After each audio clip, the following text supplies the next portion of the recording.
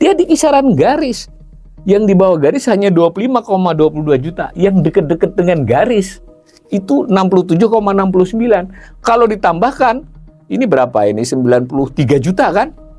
93 juta orang itu sebetulnya definisinya ada kata-kata miskinnya. Kalau 93 dari 270 juta orang, berarti kalau kita ketemu 3 orang Indonesia, 1 diantaranya miskin. Sederhananya kan begitu kalau ini pakai definisi ini. Hal tersebut mengindikasikan kelompok kelas menengah akan lebih sulit untuk lompat menuju kelas atas. Jauh banget kan untuk lompat kan? Dan rentan untuk jatuh ke kelompok menuju kelas menengah. Bahkan ke rentan miskin bawah lagi. Pada saat bersamaan, kalau dilihat dari sisi status pekerjaannya, kelas menengah yang bekerja itu kan kebanyakan di sektor formal. Persentasinya juga menurun. Berarti kan ini saling menguatkan. Dengan kata lain, data-data ini menunjukkan ya memang jumlah kelas menengah itu dan presentasinya memang menurun gitu, kelas menengah ya. Diskusi tentang kelas menengah ini agak rawan juga membiaskan persoalan kita itu sebetulnya masih pada yang miskin dan rentan miskin, bukan kelas menengah. Karena sekali lagi kita perlu menyatakan tujuan kemerdekaan Indonesia itu adalah memajukan kesejahteraan umum. Itu artinya seluruh rakyat Indonesia. Tidak ada pernyataan-pernyataan orang kaya dilarang atau orang makin kaya dilarang. Silahkan mereka kaya selama tidak membuat miskin kelas di bawahnya. Dan yang lebih penting negara melindungi, mengatur, mendorong, dan segala macam afirmasi yang memungkinkan kelas bawah dalam hal ini adalah penduduk miskin dan rentan miskin bisa diperbaiki kondisinya.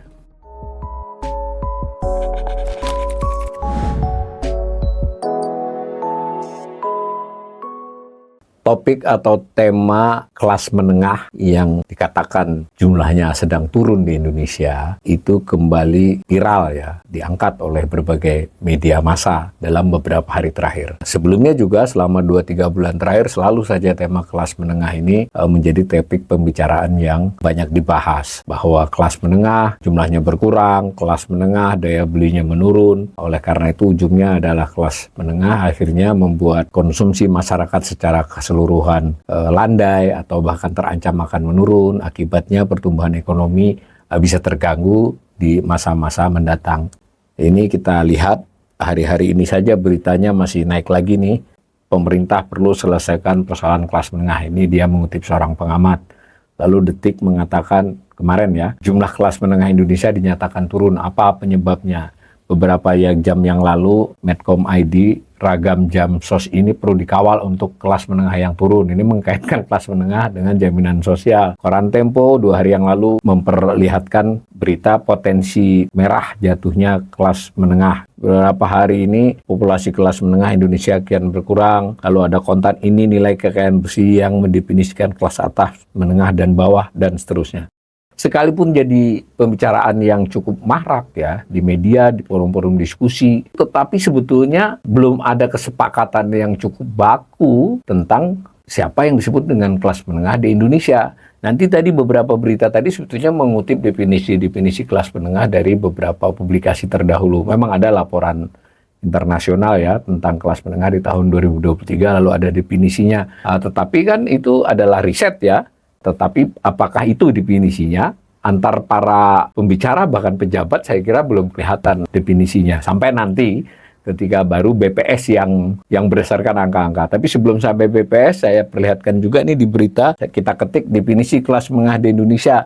Berita-beritanya juga tidak begitu jelas ya dari masing-masing itu. Salah satu artikel yang banyak dirujuk itu adalah tulisannya Khotib Basri ya, mantan Menteri Keuangan di Kompas yang menyatakan kelas menengah turun. Itu sempat juga mengangkat kembali topik kelas menengah, tetapi Khotib Basri itu mengutip juga gitu loh, mengutip dari sebuah penelitian. Nah, kita mulai merasakan atau menerima penjelasan yang versi resmi, sekurang-kurangnya versi Badan Pusat Statistik, dan versi BPS bagaimanapun adalah versi negara ya. BPS itu di bawah Presiden, merupakan salah satu lembaga di antara 85 kementerian lembaga, mendapatkan alokasi APBN, dan angka-angka yang disajikan oleh BPS dengan sendirinya bersifat resmi.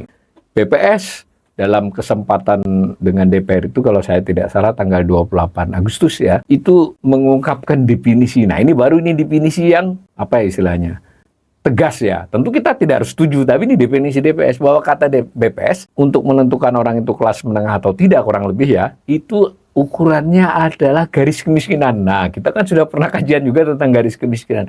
Cuma dalam beberapa sesi pembahasan kita ataupun di publik luas, ketika membicara garis kemiskinan itu yang dibicarakan yang di bawahnya, yang miskin di bawah garis kemiskinan kan, atau yang di sekitar garis yang disebut dengan hampir miskin atau rentan miskin. Bahkan belakangan kan yang juga ramai adalah miskin ekstrim. Jadi di antara yang miskin ada yang ekstrim. Nah, ini BPS mulai mengajak bicara yang di atasnya garis. Ya, garis kemiskinan itu berubah setiap tahun, bahkan setiap 6 bulan dahulu ya, yang diukur oleh BPS berdasarkan Susenas, yang respondennya 300.000 rumah tangga, lalu dia BPS menghitung rata-rata pengeluaran orang, dengan itu ditetapkan garis kemiskinan. Tentu teknisnya macam-macam ya, tetapi ini hipotetisnya lalu dapat garis kemiskinan nasional. Hipotetis ya, Rp582.932 per orang per bulan. Nah, kira-kira gitu ya. Maret 2024. Ini garis disebut garis kemiskinan. Kita bulatkan anggap aja 600 ya untuk keperluan imajinasi. Kalau kelas menengah itu batasnya 3,5 kali lipat batas bawahnya. Berarti 3,5 kali 582 ini. Ya kurang lebih 2 juta berapa nanti kita hitung ya. Lalu batas atasnya 17 kali garis kemiskinan. Berarti mereka yang 3,5 kali lipat dari garis pengeluaran per orang ya, bukan per rumah tangga ya. Nah, berarti kira-kira 2 jutaan itu, 3 kali 582 kali 3,5 kan dapat angka hampir 2 juta. 2 juta bukan hampir. Di atasnya 17 kali. Jadi kalau di atas 17 bagaimana? Di atas 17 itu berarti kelas atas. Kira-kira begitu caranya BPS. Cuma unik ini, BPS membuat definisi yang tidak lazim di dalam perbincangan sebelumnya, perbincangan pakar sebelumnya atau pengamat atau siapapun itu hanya menyebut kelas menengah dan kelas miskin, ya kelas bawah, kelas atas, kelas menengah. BPS ini menyebut istilah baru, menuju kelas menengah. Jadi kira-kira menurut BPS orang ini nggak miskin, tapi belum kelas menengah. Dia sebut menuju kelas menengah. Ini sebetulnya istilah yang sulit dipertanggungjawabkan sebenarnya. Ini mau disebut saja lah kelas menengah bawah atau apa gitu. Yang ini kelas menengah atas. Tapi oke, kita ikuti. Ini pendapatnya BPS. Disebut menuju kelas menengah. Wacana publik tentang hal-hal yang seperti ini kurang bersambung di perguruan tinggi, kurang bersambung di dunia ilmiah, sehingga tidak ada kesepakatan-kesepakatan yang cukup lazim ya. Tidak harus sepakat semua. Tapi ini BPS tiba-tiba mengeluarkan definisi ini. Yang disebut BPS batas kelas menengah 3,5. Tidak menyebut batas bawah menuju kelas menengah. Cuma nanti dari angka-angka BPS saya menghitung itu 1,5 GK. Jadi 1,5 kali ini tuh di batas bawahnya, batas atasnya 3,5 kali, kurang dari 3,5 ya. Itu menuju kelas menengah kata BPS. Saya ulangi, patokannya adalah garis kemiskinan ini. Nah, mari kita lihat sajian BPS di depan DPR. BPS ini membenarkan terjadi penurunan jumlah penduduk kelas menengah berdasarkan definisi dia. Selama dari 2019 sampai 2024, berarti selama 5 tahun turun jumlahnya, turun persentasinya. Nah, maka dia menjadi kelas atas berarti di atas 17 kali, kelas menengah 3,5 sampai dengan 17 kali garis kemiskinan. Nah, menuju kelas menengah ini sudah saya hitung angkanya, ternyata 1,5 sampai 3,5. Lalu disebut rentan miskin. Ingat, kita pernah bicara tentang kemiskinan ekstrim ya. Dahulu itu sebetulnya di atas miskin itu ada hampir miskin dan rentan miskin lainnya. Tapi di dalam definisi ini hampir miskin dengan rentan miskin dijadiin satu. Disebut rentan miskin. Nah, rentan miskin, tetapi dahulu definisi rentan miskin lainnya 1,6 kali GK. Sekarang dia pakai 1,5 kali GK. Ya ini memang harus jeli ya pembelajar ekonomi, ngitung-ngitung dari publikasi, diutak-atik itu baru bisa tahu. Nah, itu kita sekaligus kritik ke BPS. Kalau buat begini ya definisinya lebih jelas dong, biar kita semua bisa ikut mencermati dan menelisik benar nggak angka itu atau bagaimana perkembangannya. Maka saya ulangi, rentan miskin ini di atas GK sampai 1,5. Kalau miskin ya GK ke bawah. Nah, kalau ditambah lagi garis di atas ini namanya miskin ekstrim kan? Tidak tahu saya, beberapa setahun 2 tahun terakhir ini BPS, pemerintah itu memproduksi banyak istilah yang kadang justru menghilangkan substansi pembicaraannya. Kita pernah bicara tentang miskin ekstrim ya. Urusannya SDGs atau tujuan pembangunan berkelanjutan itu adalah menghilangkan kemiskinan dalam bentuk apapun. Cuma karena sulit menghilangkan angka kemiskinan yang 25 juta, dibuat definisi yang lebih gampang diatasi, namanya miskin ekstrim. Ukurannya ya jauh banget dari miskin, makanya kerak kemiskinan itu pun ukurannya nggak jelas. Nah sekarang ketika tema kelas menengah, itu ada definisi-definisi lagi. Datanya sama ya, datanya Susena setiap bulan Maret, pernah September ya, tapi ya data lengkap tuh pasti Maret, 300.000 rumah tangga. Itu yang diutak-atik itu bukan datanya ya, maksudnya ukurannya, garisnya ini kan jadi kayak garis juga. Nah itu definisinya BPS seperti itu. Nah, bagaimanapun saya puji untuk kali ini BPS. Dibandingkan perbincangan yang lain, ukuran tentang kelas menengahnya BPS jelas ini. Ukuran kelas menengah menurut BPS adalah ekonomi. Lebih spesifik lagi ukuran pengeluaran per kapita per orang per bulan. Nah, gitu ya. Nah, dapatlah angka yang 1, 2, 3, 4, 5 klasifikasi. Kita ambil aja yang paling belakang nih 2024. Jumlah penduduk miskin sama ya dengan data yang biasanya 25,22 juta orang, persentasinya 9,03, ya kan? Nah, cuma yang rentan miskin ini dari di atas garis kemiskinan sampai dengan 1,5 kali garis kemiskinan, hanya 1,5 loh. Berarti 1,5 kali 582, ya kurang lebih 582 tambah sekitar 290 kurang lebih 300 berapa itu? 800 kurang lah, 780 berapa ribu per orang per kapita. Jumlahnya 67,69 juta. Persentasenya 24,23. Kita bisa menafsirkan ini panjang loh ya. Artinya sebenarnya banyak penduduk itu tidak miskin, tapi juga jauh masih rentan untuk jatuh miskin. Makanya disebut rentan miskin. Dia di kisaran garis. Yang di bawah garis hanya 25,22 juta. Yang dekat-dekat dengan garis itu 67,69. Kalau ditambahkan, ini berapa ini? 93 juta kan? 93 juta orang itu sebetulnya definisinya ada kata-kata miskinnya. Kalau 93 dari 270 juta orang, berarti kalau kita ketemu 3 orang Indonesia, 1 diantaranya miskin. Sederhananya kan begitu kalau ini pakai definisi ini. Nah, tetapi fokus paparannya BPS bukan itu, fokus paparannya kelas menengah. Nah, kelas menengah dengan ukuran 3,5 sampai dengan 17 itu jumlahnya 47,85 juta orang. Persentasinya 17,13. Nah, ini lebih rendah dari yang dikutip oleh Khotib Basri ya, terkait dengan survei Bank Dunia itu, yang 26 kata dia, ini 17,13, jadi BPS masih lebih rendah nih, pakai ukuran BPS. Cuma BPS menaruh orang dengan ukuran antara 1,5 sampai 3,5 garis. Ingat garis kemiskinan untuk Maret ini 582.000 kurang lebih ya. Nanti tinggal Anda kalikan. Orangnya banyak banget nih, 137,50 juta. Jadi mayoritas penduduk Indonesia itu kalau pakai ini menuju kelas menengah. Makanya saya tidak begitu yakin dengan istilah menuju kelas menengah itu. Ya, kalau mau lebih gampang ini sebetulnya menengah bawah, ini menengah atas, ini kelas atas kan sebenarnya itu lebih tepat daripada menyebutnya kelas menengah. Persentasenya separuh hampir, 49,22%. Kembali ke tema kita kelas menengah, berarti pada tahun 2019 menurut ukuran BPS tadi, itu jumlah penduduk kelas menengah itu 57,33 juta orang.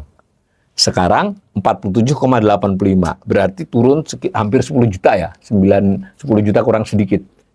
Nah, presentasinya turun dari 21,45 turun menjadi 17,13 karena jumlah penduduk bertambah ya. Jadi itu mengkonfirmasi berbagai analisis yang tidak pakai data ini, tetapi tetap mengarah kepada terjadi penurunan jumlah kelas menengah. Pakai data BPS yang memakai ukuran garis kemiskinan dan data Susenas. Ini saya tekankan berulang-ulang. Sebenarnya tidak ada sensus. Susenas itu sebagus apapun survei, dia sampel 300.000 rumah tangga. Ya, tapi untuk ukuran agregat ini mungkin masih bisa lah kita dibandingkan survei pilkada, pilpres cuma 4.000. Nah, ini kan 300.000 rumah tangga masih mending lah ya. Nah, tetapi bagaimanapun ini gambaran turun segitu, persentasinya turun. Nah, sementara kelas atas relatif stabil. Kelas atas berarti di atas 17 garis ya, 17 GK. 1,02, 1,07 bertambah sedikit jumlahnya, tapi persentasinya tetap karena jumlah penduduknya bertambah. Nah, itu dulu ya ininya. Nah, mari kita lihat lebih sederhana lagi. Batas bawah 2024 aja kita pakai. Ini berarti 2.040.000 per orang. Ini berarti adalah 3,5 kali 582.000. Kan garis kemudian 582. Yang atas ini 17 kali 582.000 dapat angka ini. Jadi yang di sini ini masuklah kelas menengah. Yang menariknya adalah meskipun batas atas dan batas bawahnya segitu, modus, nah ini hati-hati ya, modus ini bukan seperti dikata-kata di medsos. Modus itu istilah statis ini menunjukkan yang paling banyak. Kalau rata-rata adalah jumlah semua orang di populasi di itu dibagi rata. Tetapi karena mungkin yang dekat ke sana ini sedikit, tapi kontribusinya besar, ya yang di sini numpuk, rata-ratanya itu hanya 2 juta lebih. Jadi meskipun batasnya sampai sana, tapi modus. Paling banyak orang yang berada di sini, tadi berapa orang tadi? 47,85 juta ya. Dari 47,85 juta itu yang terbanyak pengeluarannya di 2.056, sedikit sekali di atas 3,5. Ini maksudnya bahwa ini rentan turun kan? Ke kelas bawahnya lagi, kelas bawahnya menuju kelas menengah namanya. Ya, dan rata-rata ini selalu begitu. Ini batas bawah. Ini menarik juga dibandingkan di tahun 2014 lalu 2019. Ini ketika di 2014 ini batas bawah, modus artinya jumlah paling banyak yang berpengeluaran garis tertentu itu jauh jaraknya. Nah, mendekat sangat dekat. Sehingga yang di sini ini banyak yang bisa turun. Meskipun batas atasnya ini. Nah, maka ini keterangan dari BPS, modus pengeluaran penduduk kelas menengah cenderung lebih dekat ke batas bawah pengelompokan dan semakin mendekati batas bawahnya. Hal tersebut mengindikasikan kelompok kelas menengah akan lebih sulit untuk lompat menuju kelas atas. Jauh banget kan untuk lompat kan? Dan rentan untuk jatuh ke kelompok menuju kelas menengah. Bahkan ke rentan miskin bawah lagi. Nah, ini dari gambarnya BPS ini. Saya kira kita puji nih, dari perdebatan-perdebatan yang simpang siur itu BPS cukup memberikan gambaran. Sebenarnya ada ukuran lain ya yang dikutip-kutip oleh media itu dari riset-riset, ukurannya aset. Ini ukurannya pengeluaran. Sebetulnya ukuran lain adalah pendapatan datanya sulit. Nah, kalau data aset ada beberapa sumber. Jadi kalau orang kekayaan sekian sampai sekian disebut kelas bawah, kelas menengah, kelas atas. Bisa pendapatan. Nah, ini pengeluaran yang dipakai BPS karena datanya ada, tapi data tersebut juga saya ingatkan adalah Susenas, bukan sensus. Artinya survei. Nah, kalau dilihat oleh BPS dari data Susenas dia di mix ya dengan data Sakernas segala macam. Jadi dia kan panel Susenas itu beriris dengan beberapa survei lain yang bisa saling melengkapi dan meng-cross-check data-data. Nah, dari data BPS ada yang menarik yang disajikan di DPR itu, apa yang terjadi selama 2014, 19, 21, 24. Jadi kita lompat nanti dari, ini ada 4 tahun yang diambil, itu status lapangan usaha dan pekerjaan kelas menengah. Nah, gitu ya. Jadi kalau menurut data BPS, banyakan kelas menengah itu ada di industri dan jasa. Ini masuk akal ya, survei ini. Bukan di pertanian yang kelas menengah. Nah, tetapi ternyata mereka mengalami penurunan. Jadi seiring dengan penurunan jumlah dan presentasinya, ternyata memang mereka yang bekerja di industri terutama, itu menurun. Kalau jasa menaik, karena jasa ini mencakup juga jasa lainnya, jasa non-formal, jasa yang ini, industri lebih mencerminkan. Jadi dengan kata lain, memang terkonfirmasi menurunnya jumlah kelas menengah, modus pengeluaran yang mendekati batas bawah, itu terkonfirmasi dengan kebanyakan mereka memang berkurang jumlahnya, presentasinya yang bekerja di sektor industri. Nah, di pertanian memang turun juga. Nah, jasa yang naik. Nah, jasa ini macam-macam ya. Bisa kebayang itu bukanlah jasa modern ya. Lalu ada definisi lain, BPS punya definisi berdasarkan Sakernas, berdasarkan tenaga kerja itu yang disebut dengan pekerjaan formal dan pekerjaan informal. Itu berdasarkan status pekerjaan ya. Status pekerjaan itu ada 7. Yang disebut formal itu 2. Menjadi buruh, pegawai, ya termasuk TNI dan Polri. Jadi bekerja tetap gitu. Tadi buruh buruh tetap maksudnya, pegawai negeri, pegawai swasta tetap, dengan orang yang punya usaha tapi punya pegawai tetap. Jadi ini pengusaha menengah dan atas saja. Itu tampak bahwa kelas menengah itu memang tempatnya adalah di pekerjaan formal. Kebanyakan orang kelas menengah itu punya pekerjaan formal, bukan pekerjaan informal. Tetapi menariknya 2014, 19, 21, 24 jumlahnya menurun. Ini kan stabil nih 21, 24 dari 2014 ke 2024 turun dari 62,76 ke 59,36. Ini tentu memerlukan kajian lebih lanjut. Tapi secara umum berarti BPS memberi sinyal berkaitan itu jumlah kelas menengah turun. Ada kaitannya dengan pengurangan jumlah kelas menengah yang bekerja di sektor industri, bertambah di sektor jasa, cuma rincian di jasanya mesti jasa yang relatif tidak jasa tradable atau tidak jasa modern. Lalu pada saat bersamaan kalau dilihat dari sisi status pekerjaannya, kelas menengah yang bekerja itu kan kebanyakan di sektor formal. Nah itu persentasinya juga menurun, berarti kan ini saling menguatkan. Dengan kata lain data-data BPS ini menunjukkan ya memang jumlah kelas menengah itu dan presentasinya memang menurun gitu kelas menengah ya. Nah ini juga dikonfirmasi lagi dengan data yang lebih rinci. Saya ulangi, data ini dimix oleh BPS dari Susenas terutama, tetapi dia mengkonfirmasi dengan data Sakernas dan semacamnya. Maka yang tadi kan cuma formal dan informal. Yang formal itu dua. Saya ulangi ya. Satu adalah buruh, pegawai tetap, pegawai negeri, TNI, Polri itu salah satu. Yang salah duanya adalah pengusaha yang memiliki buruh tetap. Selain itu namanya pekerja informal. Pekerja informal itu antara lain berusaha sendirian betul. Nah ini di sini kita bisa bicara apakah mereka yang ojol itu termasuk berusaha sendiri atau termasuk pekerja bebas. Ini kelihatannya BPS jarang memberikan informasi akurat, tetapi pada dasarnya masuk di salah satu dua itu. Maka ada berusaha sendiri, lalu berusaha dibantu buruh tidak tetap, berarti usaha mikro kecil ya. Dibantu keluarga atau dibantu buruh 1-2 orang tapi tidak tetap. Lalu ada pekerja bebas. Nah kalau dilihat ini kelas menengah itu kebanyakan adalah dua saja.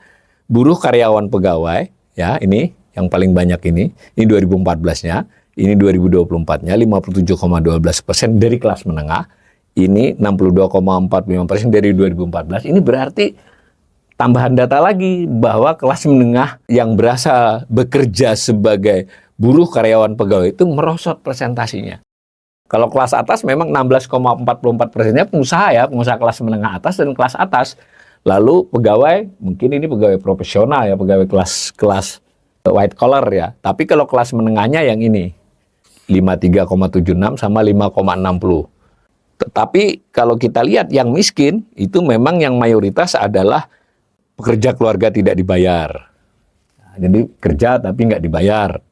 Lalu ada pekerja bebas. Pekerja bebas itu bisa buruh tani, ya bisa, ya ini tadi saya bilang ojol itu bisa masuk pekerja bebas, bisa masuk berusaha sendiri. Saya tidak bisa memastikan karena angkanya hanya di 2 tempat itu dimungkinkan secara kategori ketika dia disurvei.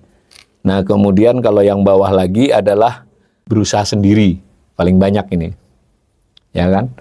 Tapi ada juga yang dibantu buruh tetap tapi masuk miskin ya. Data-data ini mungkin perlu didalami, cuma hanya saja memperkuat yang tadi. Jadi memperkuat penurunan kelas menengah, jumlahnya maupun presentasinya terkait dengan lapangan pekerjaan di industri yang berkurang untuk mereka. Kemudian dari sisi status pekerjaannya, yang formal juga berkurang.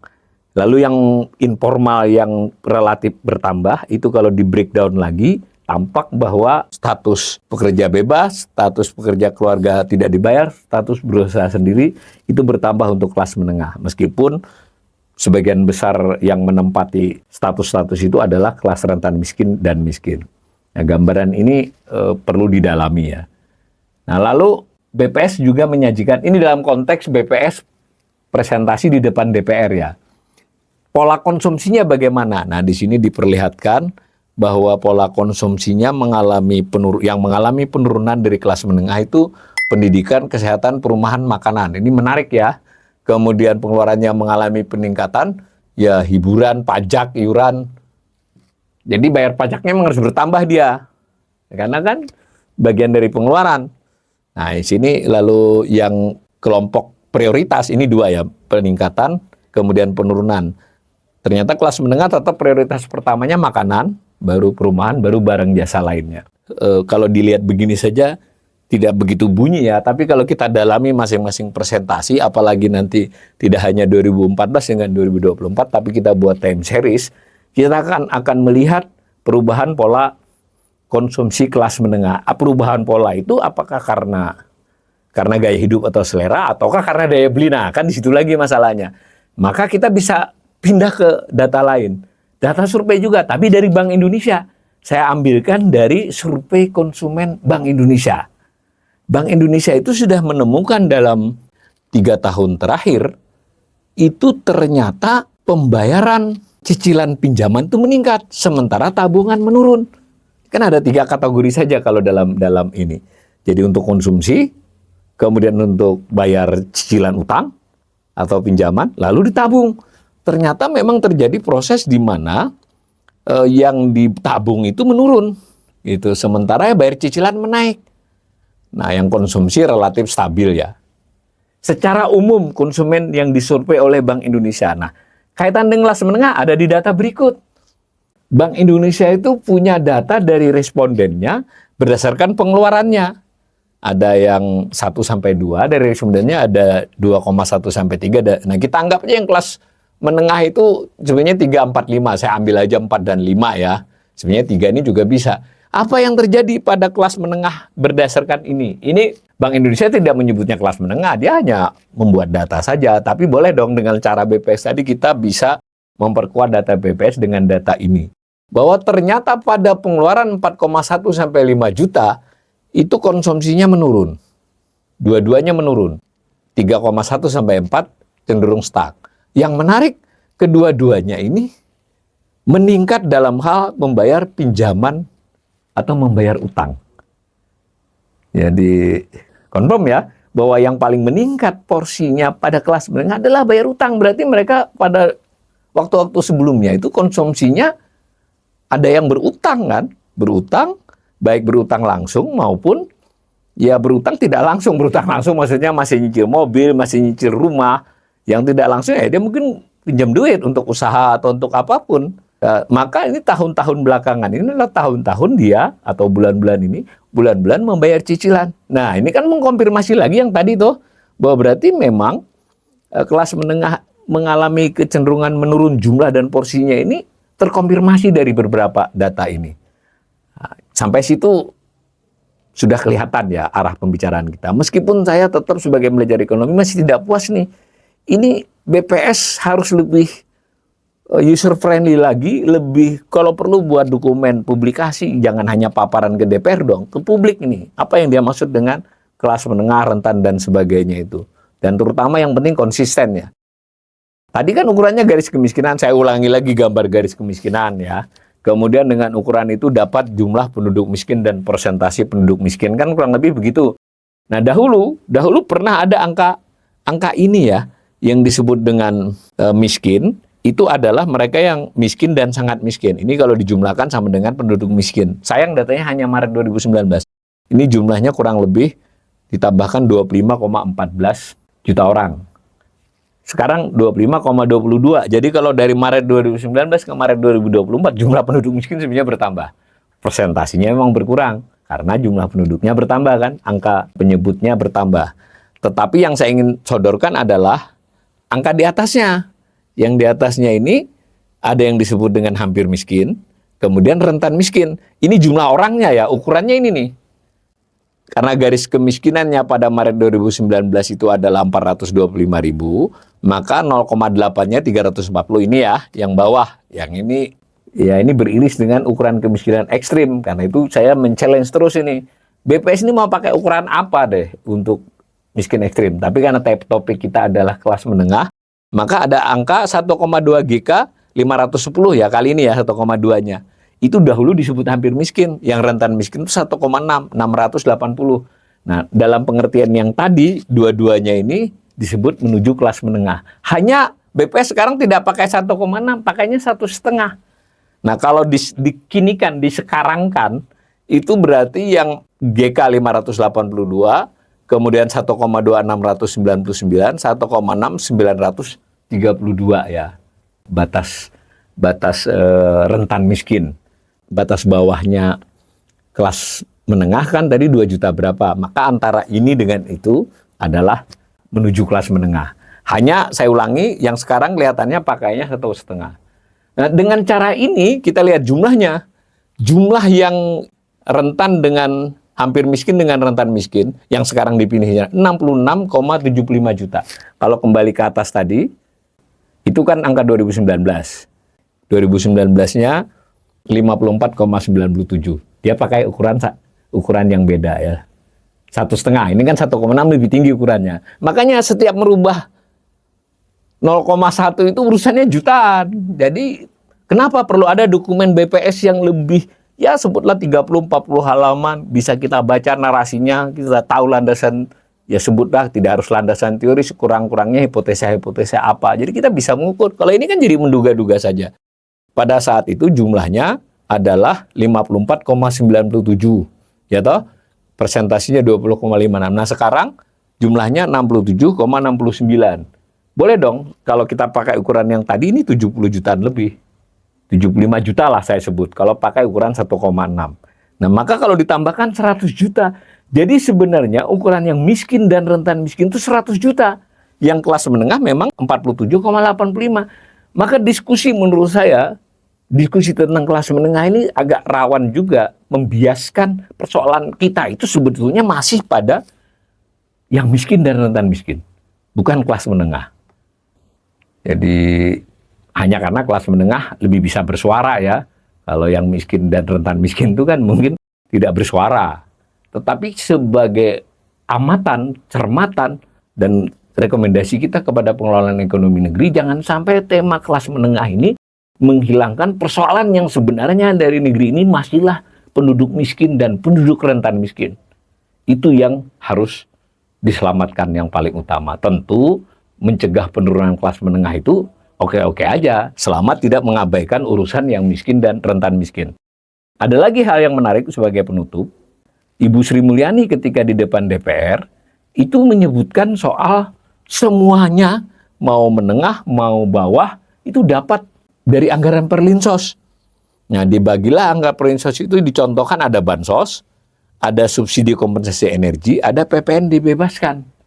Jadi PPN itu tidak dikenakan kepada seluruh barang. Ada beberapa barang yang dikecualikan ya, entah pendidikan, kesehatan, sebagiannya ya. Ada beberapa. Nah, analisisnya Ibu Sri Mulyani dalam hal PPN dibebaskan itu yang paling banyak mendapat adalah 10, 9, 8, 7. Nah, anggap aja menengah itu adalah 5, 6, 7, 8. Yang ini atas 9, 10. Ini kan mereka banyak dapat kan? Apalagi yang atas. Yang atas juga ternyata dapat dari PPN dibebaskan.